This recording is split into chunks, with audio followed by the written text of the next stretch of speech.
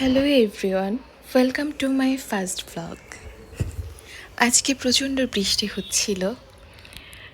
দুপুরে প্ল্যান ছিল আমাদের চিড়িয়াখানায় যাওয়ার, কারণ সাহিত্য কখনো চিড়িয়াখানা দেখেনি।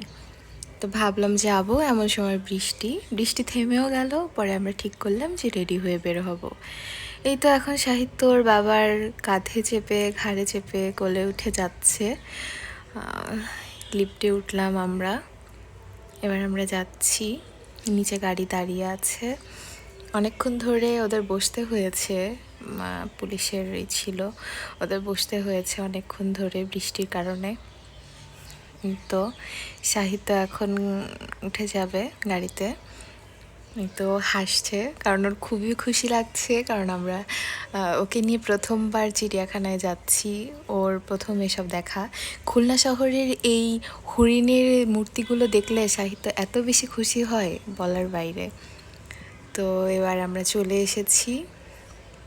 চলে এসেছি বনবিলাস নামে একটা নেভিদের একটা চিড়িয়াখানায়, খুলনার মধ্যেই। এটা সম্ভবত হচ্ছে খুলনার ফুলতলার মধ্যে পড়েছে, ফুলতলার আগে।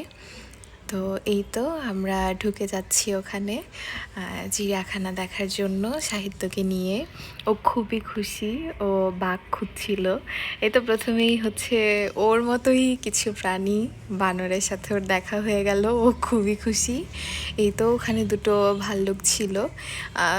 দেখলাম যে খুবই সুন্দর, একজন আরেকজনের কোলে শুয়ে আছে, মনে হয় ওটা ওর বাচ্চা ছিল, আদরও করছিল। সাহিত্য এটা দেখে খুবই এক্সাইটেড ছিল যে কি সুন্দর মা ভাল্লুক আদর করছে বাচ্চা ভাল্লুককে। এই তো সাহিত্য পাখি দেখছে। এখানে কিছু মমি করাও ছিল, কিছু মাছ, তিমি মাছ, তারপরে ডলফিন, এগুলোর বিভিন্ন কিছুর আর কি মমি করা ছিল।